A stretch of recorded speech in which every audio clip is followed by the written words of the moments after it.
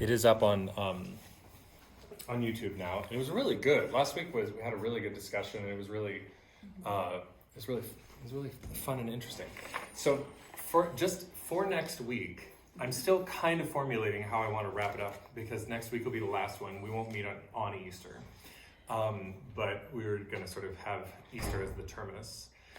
So one thing that I thought would be good is if some part of the last one was kind of Q&A. So if you guys can come in with a question or two, and we can just kind of, see what things people are wondering about. It may even possibly, if we have our heads on straight, it may even give us a thought or an idea for a next Bible study when we resume at some point. Wow, next week, that's the second, right? Yeah. Mm-hmm. I don't have an engagement. I want you to be able to stay for Bibles. Well, you can always shoot me an email with any questions and then watch the video. All right. Yeah, okay, for sure. Great. So I'm still, but I was thinking about addressing the topic of, because I always ended I always tried to end the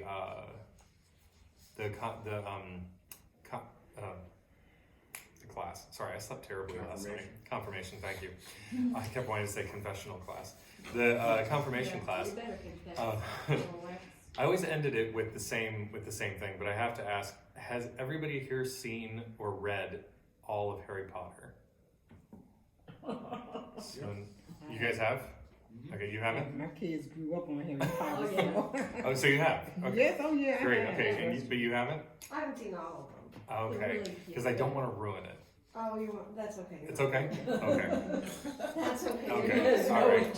You're not gonna ruin it for me, please. It's like, My I have sins not are seen already it, no. but don't worry.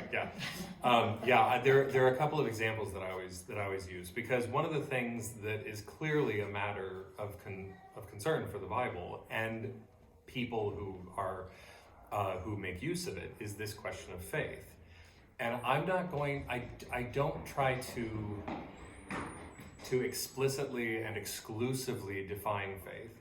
What I do try to do is contextualize it a little bit, and then throw out some alternatives for what I think is what is the most common, and what I think is one of the cheapest versions of faith that people do. And it happens, unfortunately, to be the common currency with regard to faith. It's how people talk about it. It's how people sort of assume, and people defend, and it's, I think, just the poor man's version of faith. So I think I will try to restructure it for this class, and we'll still do that, and I'll put in a little bit of context and even a little bit of common vocabulary that could be understood a little bit differently. And maybe give us a little bit more room and flexibility for understanding how people deal with the question of faith.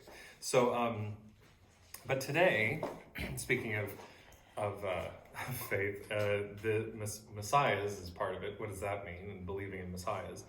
I was telling somebody recently that I am actually, as I get older and the more I read and the more, I'm actually very, very, very interested in the relationship of Judaism to Christianity.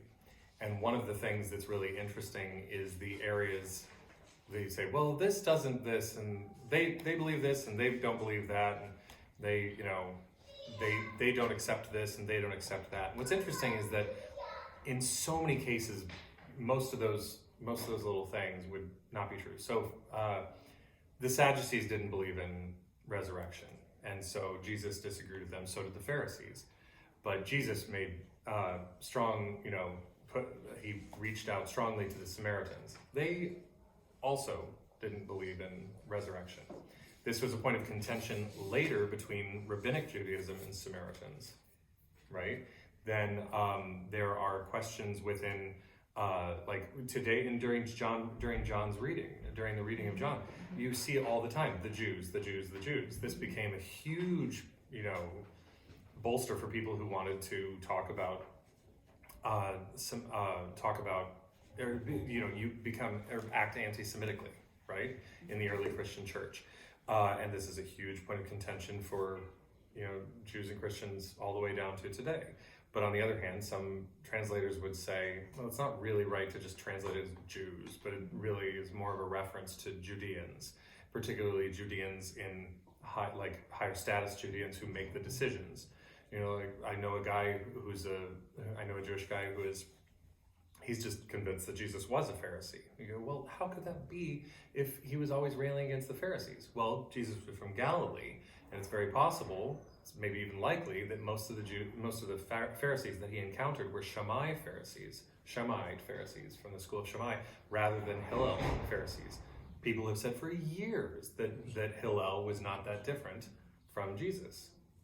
So, so there's a lot of very interesting stuff, and it's the more time I spend with it, the less I feel like it's two different worldviews, arguing or diverging, and more like bickering siblings, and sometimes when you're inside of a group, you become more critical. So people who feel very strongly in their Christian faith become more critical of other Christians. Yeah, and so it's very interesting. But we're gonna run into that a little bit today. Somebody asked some weeks back what about Messianic Jews, and I have to say that I think at the time, because I know some of the history, I was like, well, I hadn't really realized until I talked to some Jewish friends of mine that these days the word Messianic Jew really does just, for most people, apply to Jewish people who are believers in Jesus as the Messiah.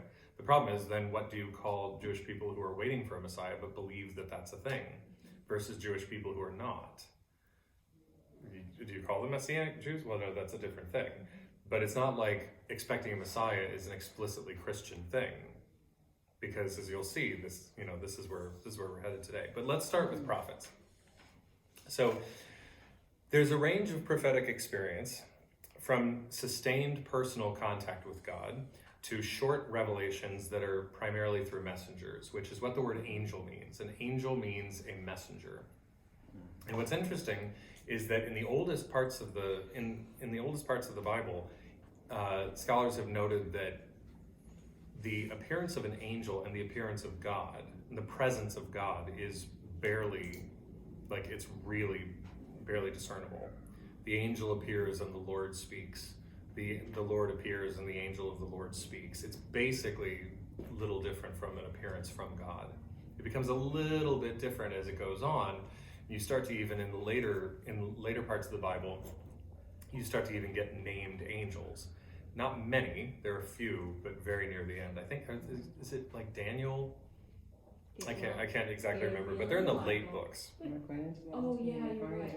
Yeah, they're in the late books, and then in Second Temple Judaism, there's it grows more too. But you start to get people with names like Gabriel, Uriel, Michael, all of them ending in El, because the word El means God. So that's very interesting. But sometimes people just are visited by an angel, but that's it. But it tells them something. It has something to reveal. So you'll see back here, the first page, where it says prototypes. This is the prophetic experience. These are not exhaustive lists that I've given you, but they're substantial but not exhaustive. So these prototype people, these are people who are like the archetypes for prophets. Not everybody measures up, but this is kind of, Moses is like the prophet, but he's not listed among the standard prophets of Israel.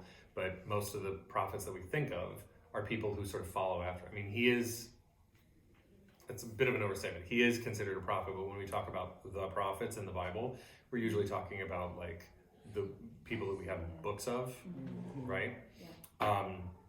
In fact, there's a term called the former prophets that refers to the prophets in some of the other books. I'll mention that in a second. But over here, you see where I say received a revelation on the right side.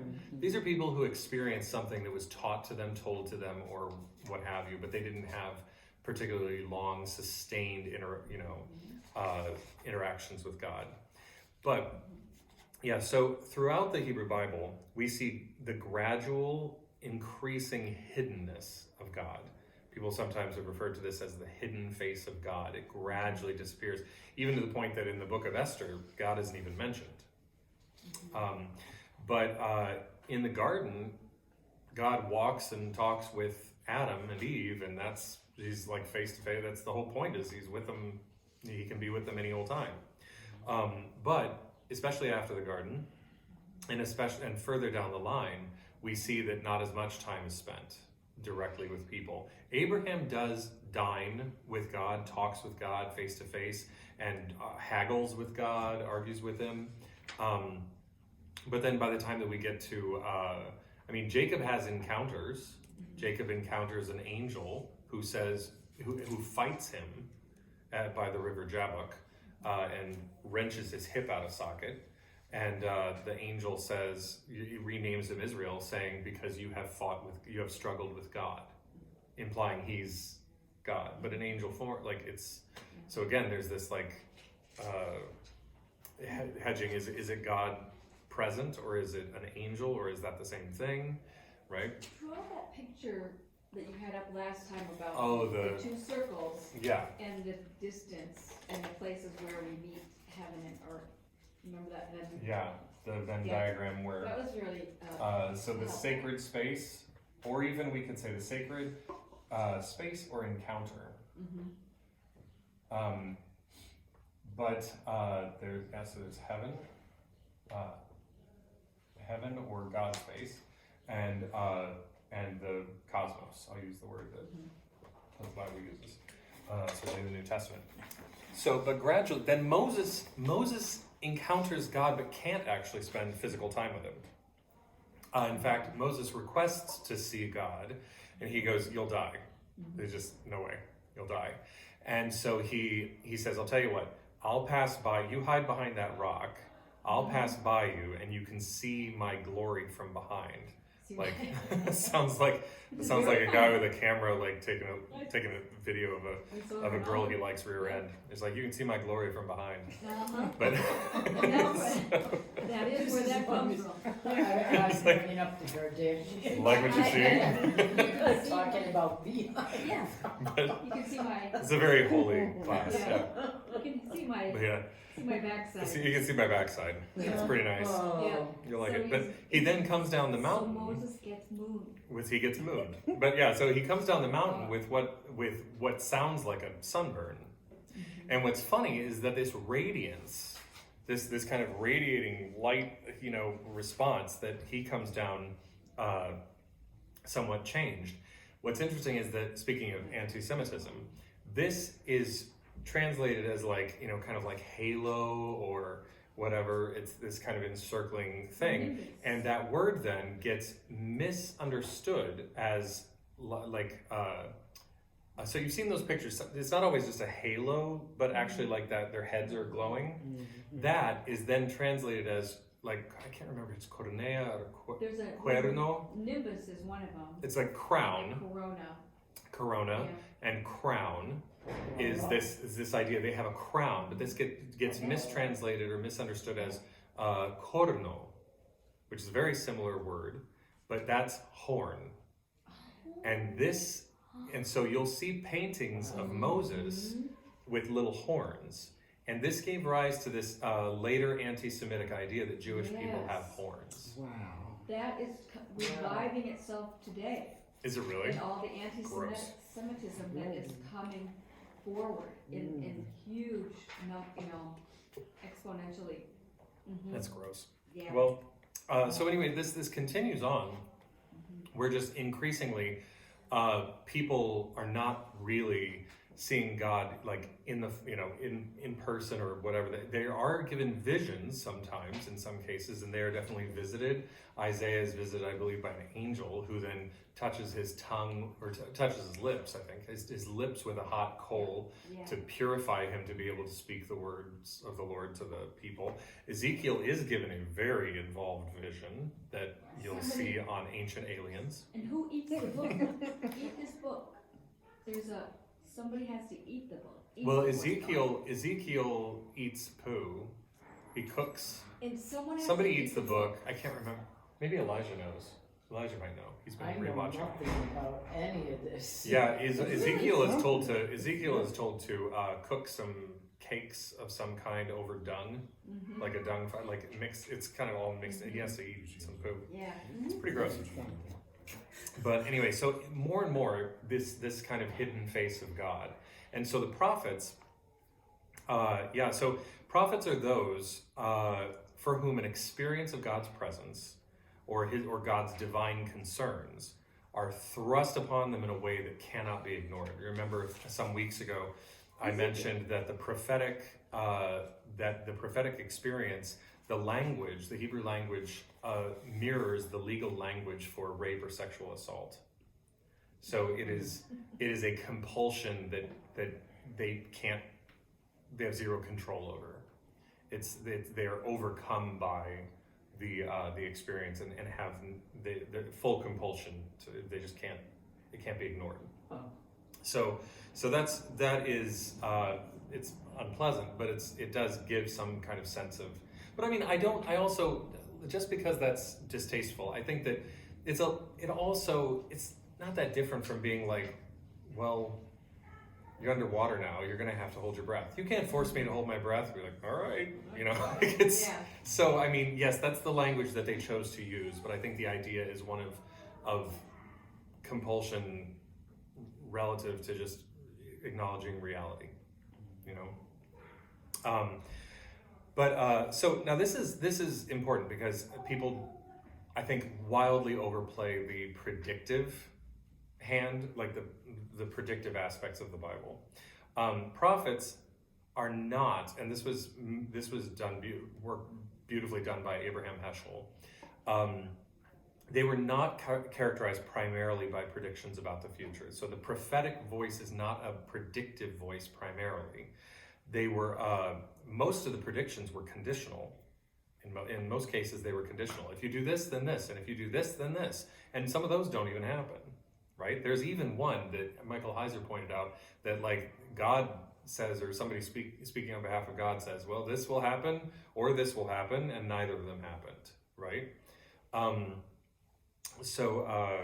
But what prophets really did in this kind of being really overcome with the concerns of God was that they interpreted current events in light of the covenants, and they spoke on behalf of God and said, the laws, these laws, those laws, you're not even doing this.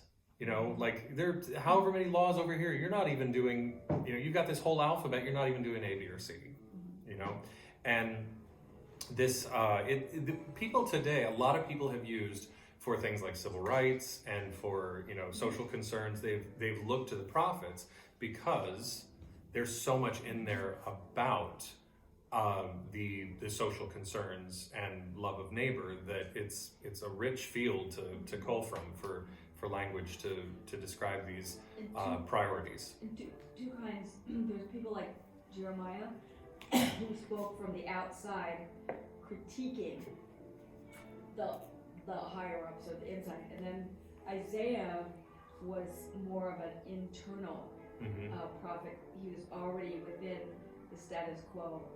And so he was speaking from within. Yeah. I strongly recommend, I cannot say it strongly enough, that if anybody really wants to get a good context for Jesus, and even like John the Baptist and Jesus, you could hardly do better than to really do some research into the prophets. Because again, my sort of paradigm of at least, like whatever else people want to say about Jesus, whatever else he may or may not have been, or function he may have served historically, or whatever, he was at the very least a voice in this line of prophetic people in the tradition of the Hebrew prophets. And I never felt, after I read Abraham Heschel's book about the prophets, I never felt like I understood Jesus better than after that. That was a huge leap. And I continue to learn stuff that I think is very, very interesting, but that one was really it was sort of a game changer. So Abraham and Moses are prototypes in many respects for all prophets that we're to follow, and that's, you can see that in the list that I gave you. Prophets in the period of the judges were sometimes like there's a range of behaviors. You know, so I think one prophet was asked to go naked for a long time. Ezekiel was asked to do some gross stuff.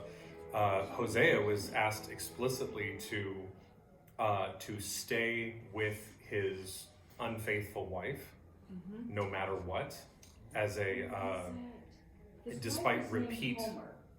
What's that? His wife was named Homer. Gomer. Hosea. Yeah. Yeah. His wife was repeatedly unfaithful to him in fairly public Yes, ways. She had children from other people. Yeah, and he was God told him, despite the legality, the perfect legality of putting her away as, in terms of divorce, but he said, I want you as a sign of my faithfulness to demonstrate Wow. my faithfulness. Yeah, And and That happened back then. Yeah. yeah, and he I had to thought name. they'd be stoned. No, they had to name and he had to name the children after certain things. Horrible Yeah, sadnesses. horrible Yeah. names. Yeah. Name Well, it's this okay child for the men, but unfaithful. not the women, Yeah, in general. yeah. What's the point? No, there's no point.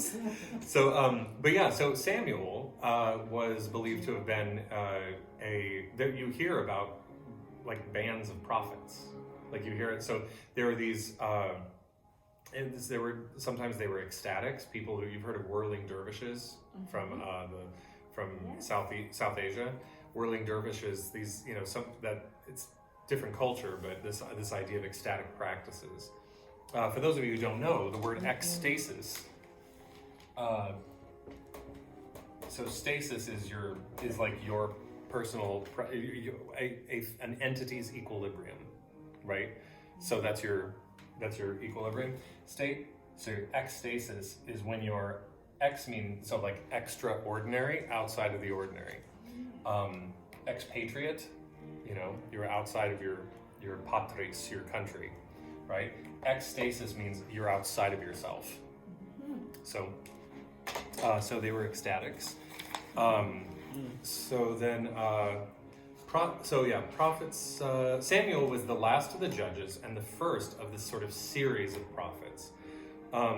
Many significant prophets like Elijah and Elisha did not write anything that survives, but their stories are recorded in the books of Joshua, Judges, Samuel, and Kings, and they're referred to as the former prophets. You hear Laura? Pretty Who's good. that singing? That's Elora, my daughter. That was a- Yeah. Oh, is She's it got a really? powerful voice. Wow. She's real loud. The major prophets are called major prophets because of the length of their written works, not because of their significance. And the minor prophets, same way. Many of the prophets were killed as disturbers of the peace. They riled up the establishment. And again, this is something that we see in common with Jesus. And people talk a lot about Jerusalem. You who killed your prophets and things like that. So it's not the case as far as legend and history can tell us that every one of them, like many of them, died in peace. But many of the prophets along the line were put to death. And as my friend Emily likes to say, telling the truth will never make you popular, right? John the Baptist put to death. Jesus put to death, MLK. right? He's not in the Bible. Who's that? MLK. MLK, but right. God, that girl. She's definitely our singer for sure. Brett, I have a question, and I tried Yeah. looking it up. Why was Samuel, does it say he was the last of the judges and the first of a series of prophets?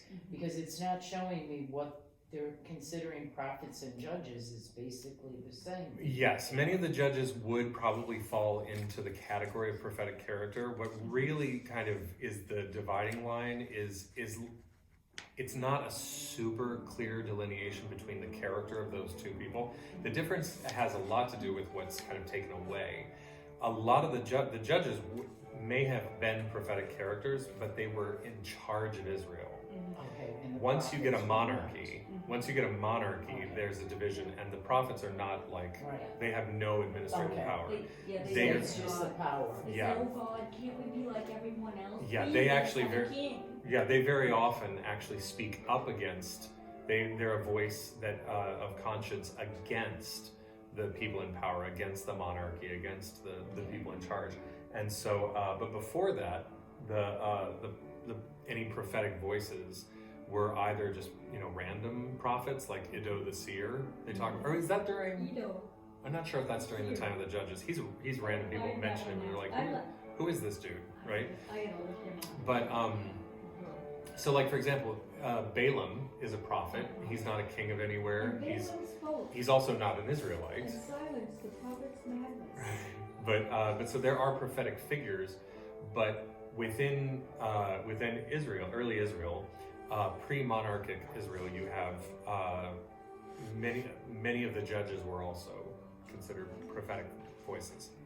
So yeah, again, it's not a neat delineation, but it's mostly about Well, that helps, because administrative the power. power and no power Yeah. was just. What I usually say is I'll usually say that like the judges perform both roles, right? And then Is it her? yeah, that's her. And then you get this division as soon as you have kings, I'm sorry. right? It's pretty bonkers. I'm sorry. Yeah, go look at her. So she's the choir member. She has she's yeah. Yeah, if she actually contributed, if she actually like sang along in choir, she'd be one of the loudest voices. But so the next, yeah, let's take a look at those. And then the other comes like Samuel is the one who anointed the king. That he was Yeah. a transitional Yeah, person. yeah, that's right. He anointed two kings. That's Yeah. what I taught middle school.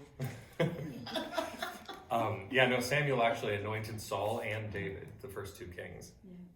Yeah. But so, and there is some also other prophetic voices that you might see in there would be, you know, prior to, and even probably after, really after, but would be people who are maybe among the priests. So Eli was a priest, right? He was also considered a prophetic voice. And he was the one who took Samuel under his wing, and Samuel became he became a judge, and then finally, once he crowned or anointed, which is where we're going next, is the Messiah's, is anointing, he anointed the first two kings, and then therefore, sort of, he had no other role, but just a voice for God. In the New Testament, you do get still the one thing about prophecy, which I thought I put it in here. Oh yeah. The last thing. The events at Pentecost democratized the Holy Spirit, which means that that really anybody could be ostensibly a prophetic voice. Though many in the New Testament are singled out as being, you know, having the unique gift of prophecy. So you'll see Anna in the New Testament, the four daughters of Philip the Apostle, and other people are given kind of visions and experiences. Mary and Joseph both, Zechariah, and also they mention Elizabeth, but was Elizabeth visited and told? I'm trying to remember. She probably was. But There was Zechariah and his wife Elizabeth, yeah. Yeah. Now, interestingly, John of Patmos, who wrote Revelation, is not the only one to get this kind of big experience, whether it's a dream or whether it's a vision or whatever. But Paul says, very like, you know, sort of just this kind of oblique reference to himself, like, I know a guy who, and then like everybody's like, he's talking about himself, right? He was taken up into the third heavens, he says, and has a vision of all the what have you. And so Good gotcha. but he got some good ganja. Exactly.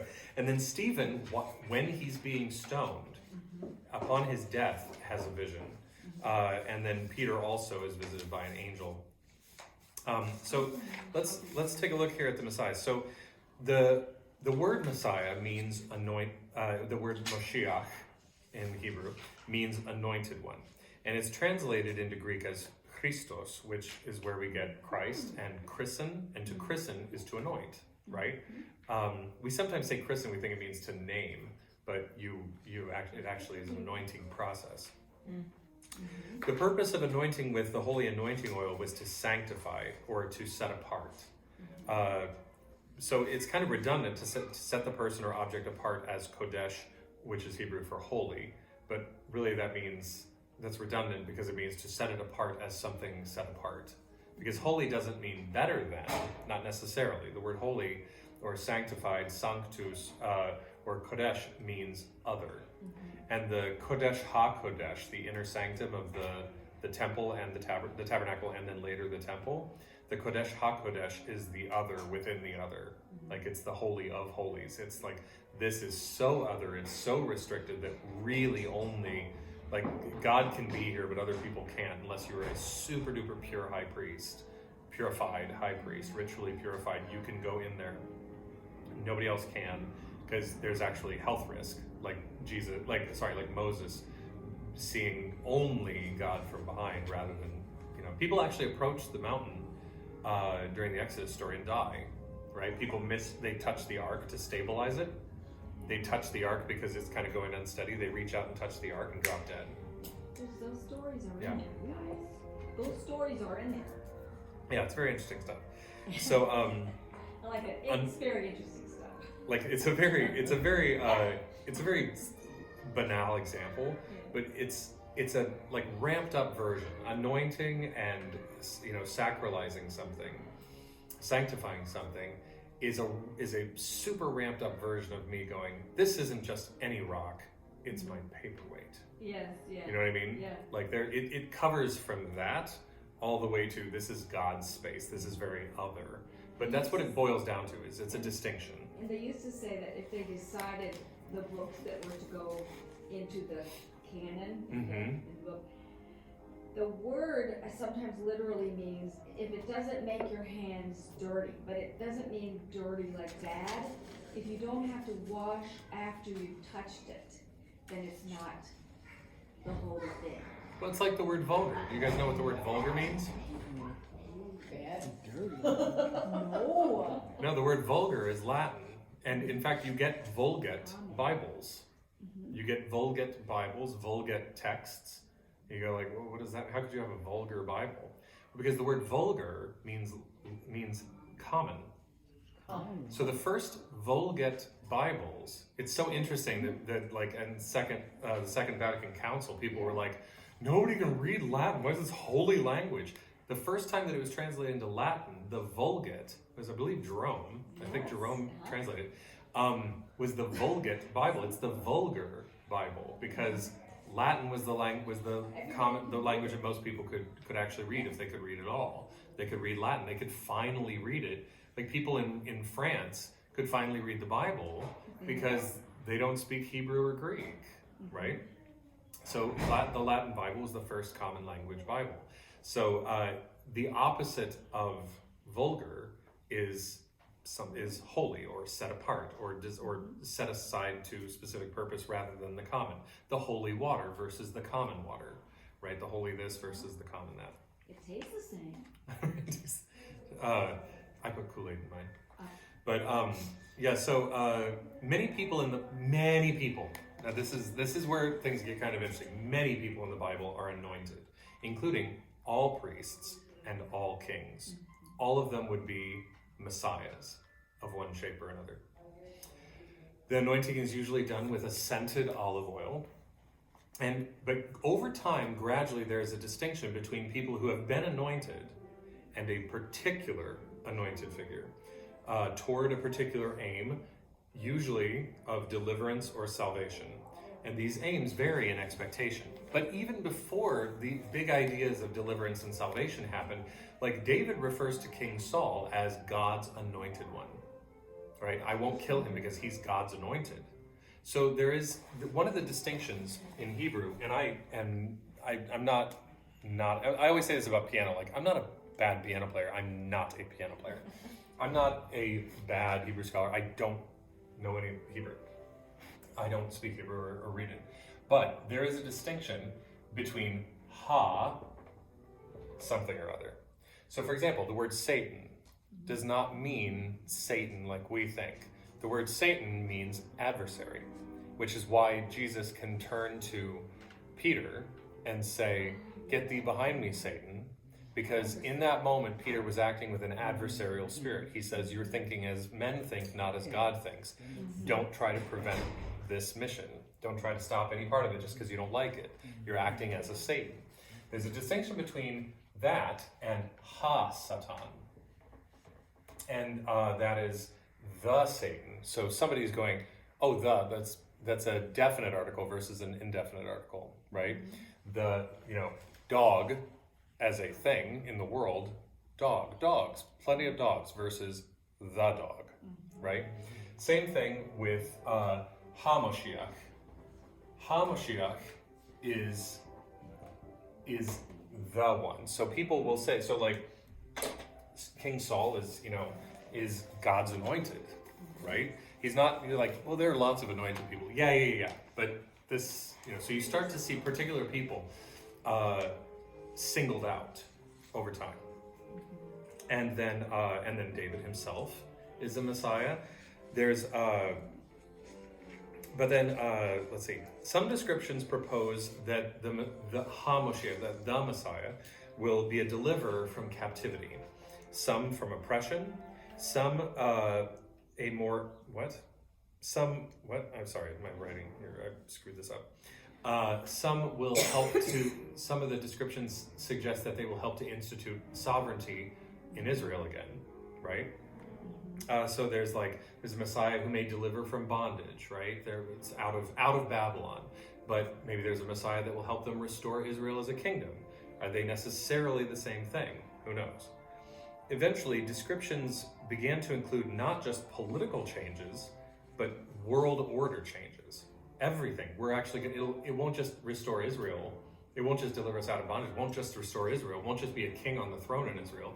It'll actually bring peace on earth, which is a pretty tall order compared to, could we not be stuck in Babylon anymore? That'd be nice. I want to go home, right? It's now we're going to have peace on earth and the whole world will be that's a huge leap. The idea of a salvific and redeeming Messiah is a later biblical development, mostly coming after the exiles. Once the exiles happen, this is a loss of the land read by the prophets as a failure of covenant, right? We're like, all right, fine, you lose this, you don't get to do it anymore. And then this idea of that there will be somebody will help take us out of bondage, will restore us, maybe restore Israel, maybe even bring this in. This is largely an exilic and post-exilic picture. Then mixed into this is this idea, because we've talked about how there's a lot of propagandistic, yay David, Judahite propaganda within the Bible.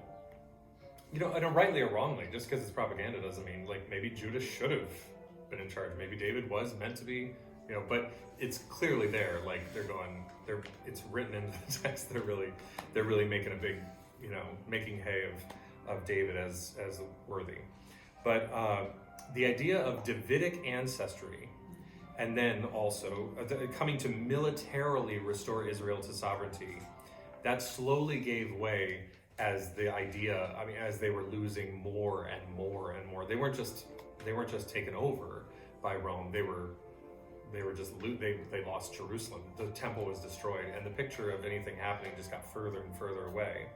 So it gave way to a figure who would deliver the Jews from oppression and usher in the Olam Haba, the world to come, or the Messianic age. So this is kind of where that sort of led to. So if we take a look here at this last page, these are messiahs, and they range from, and again, this is not exhaustive, but the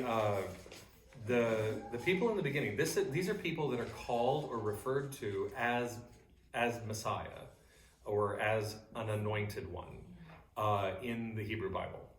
So there's Aaron, who is anointed as the priest of Israel, and all of his sons, they're the priests of Israel, the priests of the temple. King Saul, King David, David's son Absalom. Solomon, of course, king of all the kings of Israel and Judah are anointed. Cyrus, king of Persia, is referred to. So a non-Israelite, a non-Judahite is referred to as a Messiah of Israel because he is God's anointed, doing God's work of helping to restore Israel back to their land after the Babylonian exile. So he's given the designation of being a Messiah of Israel. King Cyrus of Persia. Isaiah is referred to as an anointed. Now this one's interesting. Satan. This one's interesting because there is a scene. And I believe it's in. Is it in Isaiah? I think it might be in Isaiah. There is a thing that is about or to the king of Tyre, right? Like Tyre and Sidon are not too far from each other. They're in the north, I believe. They're in the north, and what's interesting is that it starts off as being like written to, but then everything that follows is a passage long known to be about Hasatan, or some angel that falls. Like everything that is said about it is not possible for a human king. It's like it's worth reading, but it's very interesting. But it says, "You were a holy anointed cherub." How could that be a human king? That they were an angelic being or a heavenly being? Seraphim, cherubim, Ophanim, and God, and any messengers. Which is interesting because cherubs, seraphs, and Ophanim are not ever referred to as melech, as angels. So we always assume they're angels, that a cherub is an angel, but actually they're never. They may or may not be. They're never actually referred to as angels. But so like the seraphim, is it the cherubim flank God, they're in throne room kind of thing. I get the vision, Yeah. some old medieval painting. Right. Anyways, so it's very interesting. But a fallen cherub in this little writing is usually believed to be about Satan. And Star of the Morning. That's the phrase that is the one that says Star of the Morning. And it's about Satan, and he's called an anointed. Mm-hmm. So that's very interesting. That story I found is in Ezekiel. And, Which one is it? Ezekiel. The Star of the Morning thing, the king of Tyre? Yeah. Yeah, and, Ezekiel. Tyre was known for building wealth by exploiting its neighbors. So the ancient writers referred to Tyre,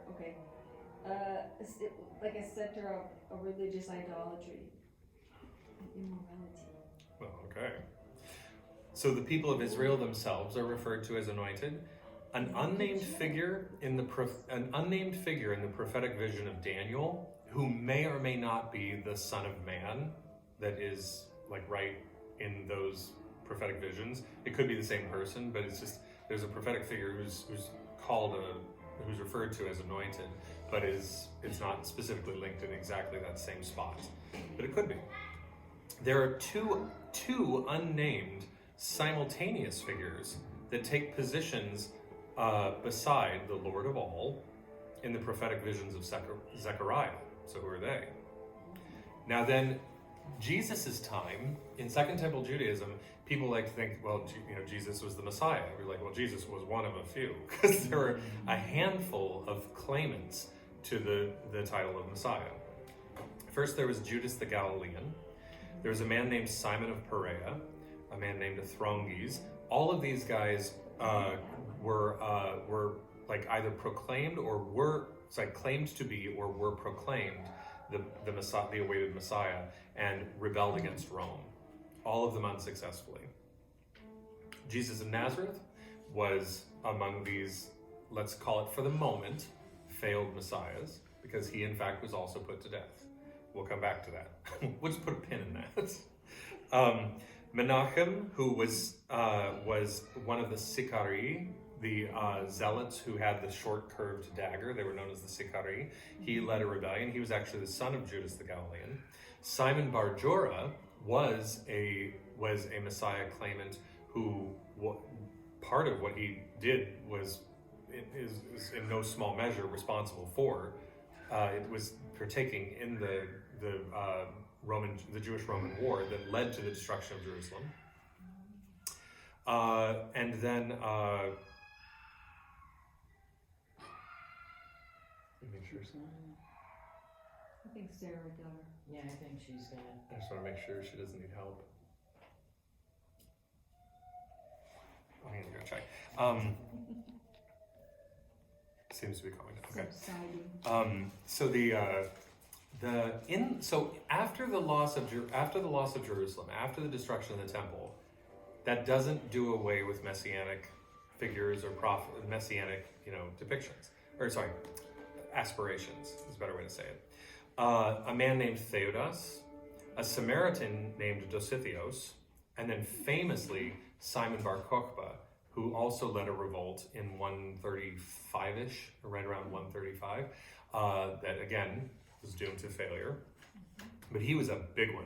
A lot of people when people talk about messianic uprisings, that was one of the big ones. Years later, and there's actually online, if you Google Jewish Messiah claimants, or if you put it into Wikipedia, you can find something for most centuries. Wow. For most centuries. I cut it down to some of the big ones. Moses of Crete, Sabbatai Zevi. Now, in Kabbalistic, and in Rabbinic Judaism generally, but especially in Kabbalistic, which is mystical Judaism, you get two figures: the unnamed Messiah ben David, and an unnamed Messiah ben Joseph, which is interesting because they fulfill different roles. So again, at various points, you find people expecting one Messiah, another Messiah.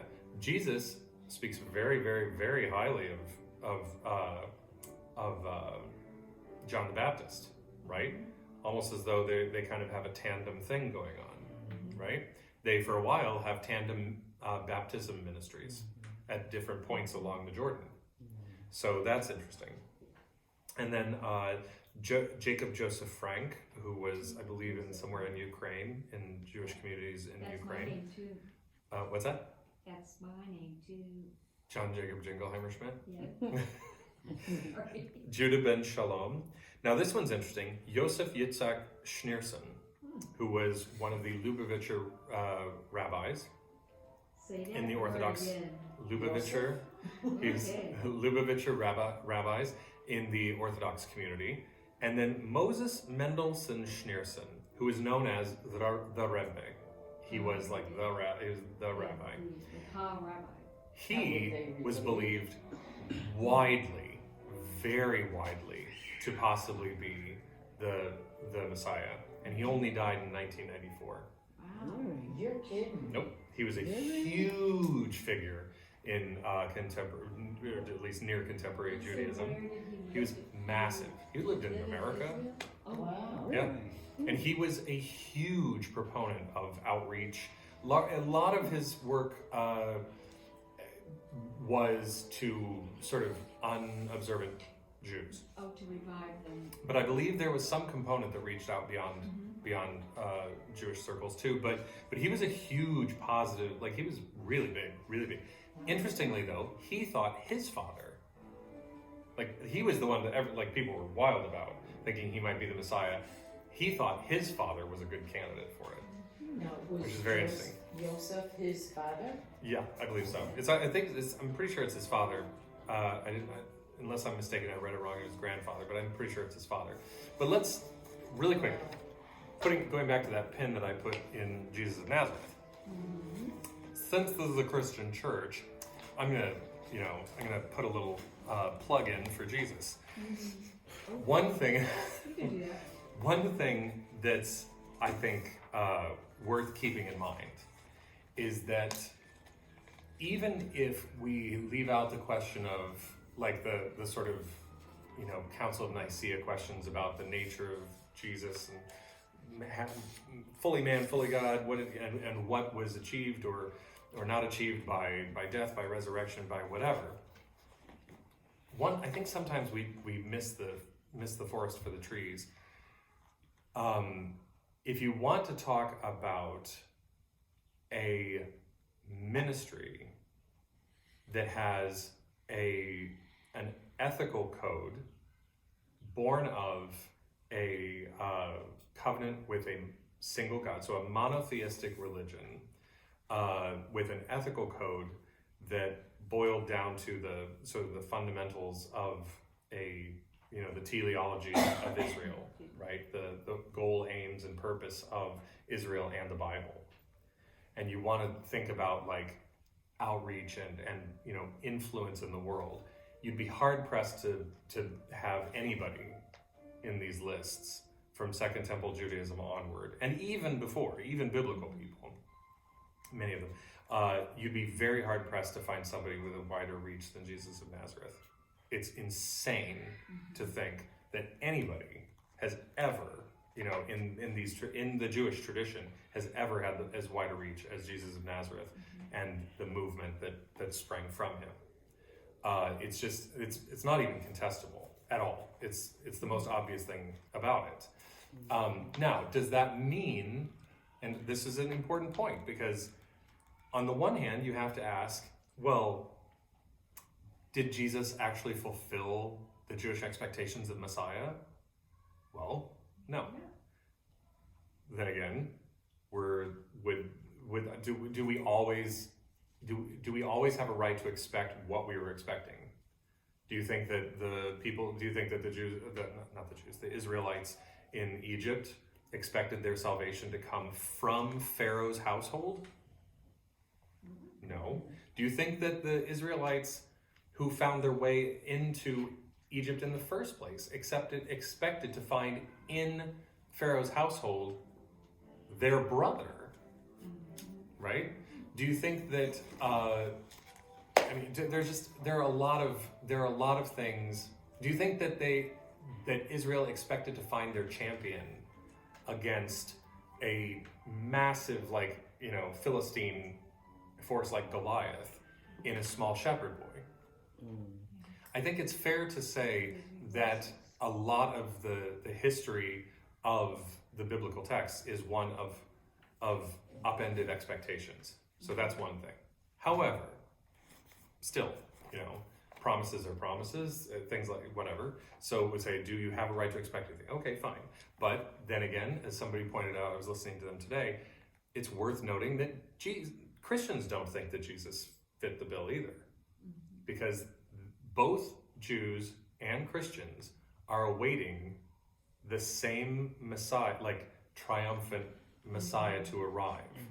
Whatever Jesus did here, if he is the Messiah or a Messiah of any import, whatever else, it is not the Messiah that Jews were expecting, but Christians don't think that's it either. Whatever Jesus did here is its own thing, and even Christians are expecting a more triumphal arrival and or return of a Messiah that does have a lot more in common with the Jewish expectation of the Messiah. So there's a lot of room for dialogue. I'm going to tie some things together from what you said about the last time about the creation story, that we are made not in the image of God, but as the image of God. Mm-hmm. And so I think that's why a lot of Christians today have a really hard time with Jesus and hoping for some big, mighty, glorious return, when it's we who are made as the icon of God. That is, yes. Or companions, like today the word, the companions, that I can't have someone who's my savior and redeemer if they're walking right alongside me. Yeah. They have to be so much better than me. Yeah. This is a good point. And I wasn't going to say this, but since you bring it up, I'm going to. Along with this idea of, because it also sort of undermines a lot of Christian doctrine too. But whatever, I'm a heretic, fine, whatever. They're watching. It's also worth pointing out that there is in the biblical tradition, there is an idea of God capitulating and sort of going, fine, Okay.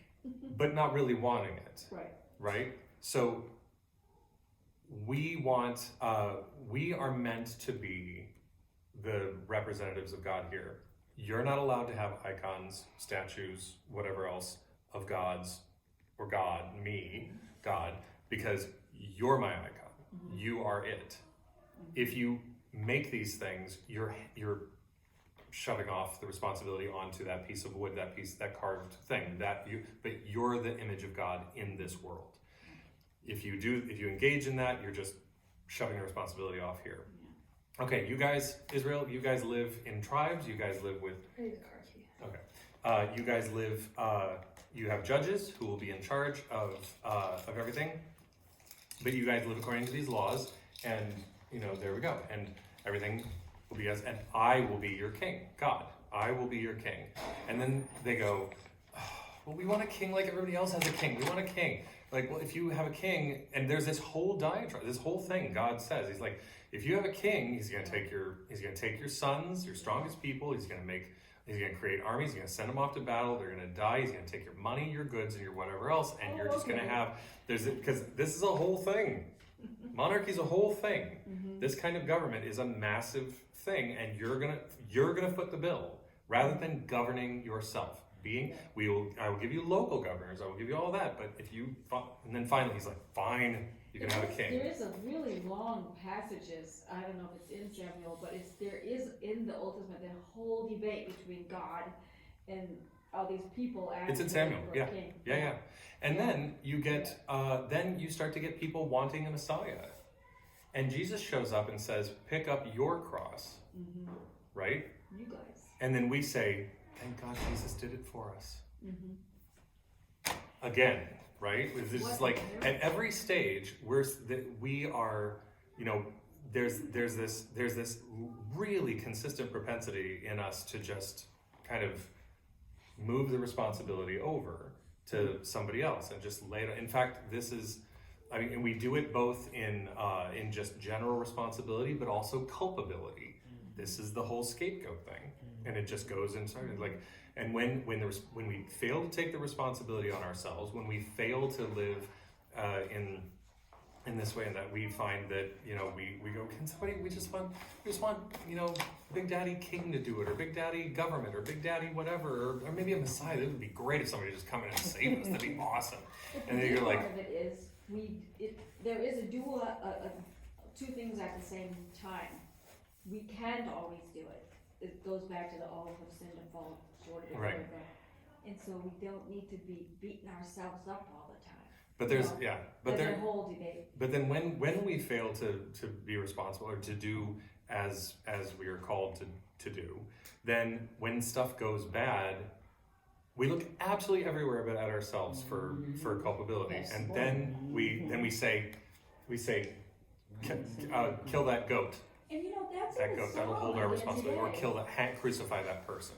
I think it's the second section of the song today. It's the psalmist says, if you judge me, well, you'll just have to judge everybody else. We're all should be punished, but God doesn't do that. So that's like the second section in which I didn't spend a lot of time addressing, singing, all that, but Yeah, so it's even in the Old Testament is where, God, in our relationship with God, we do all fail, but God's not there to get us. But it's a long, the question of the Messiah is wrapped up in that question of like the role of people versus, what's the role of the public versus the role of a king? What's the role of a people versus there's that whole idea of work out your own salvation. It's not that we, like you said, that we're perfect or we don't need help, but we're also not alone. Right. And that does mean that we can't. So yeah, I think that it's a much more fraught question, just in terms of the biblical legacy. And I think that the question of the Messiah is really a much more complicated question, but I think it's really, really fertile. It's as that old phrase, pregnant with meaning. It's just there's all sorts of stuff wrapped up in there that you can ask yourself, but it's also an avenue for kind of shifting a lot of things off. You're like, well, thank God messiahs, and thank God for kings and messiahs, and everybody who does stuff that I don't now have to do. Yeah, You know, and this is the great tension between the letter of James Yeah. and Paul. yeah, This is the great tension between the West and the East. The East still has, the Orthodox churches still have the idea of theosis, mankind working his way to becoming more like God. And I think I mentioned last week that if God becomes man, becomes as us to reach toward us, it seems that reciprocity is the right response, which is not going to be done necessarily by somebody else, but through something that may be learned by some, you know, pick up your own cross, love your neighbor, do these things. Jesus comes and says a whole lot of stuff that when you go, And oh, what well, you he do died on for his you, cross so that we can ignore his ministry, And what you do Right. for the least of these, you do. right? So anyway, All right, you guys. next week, bring some questions, We'll be and somewhere else, we'll miss you. yeah, we will miss you, yeah. Next time. I have a question after you turn that off.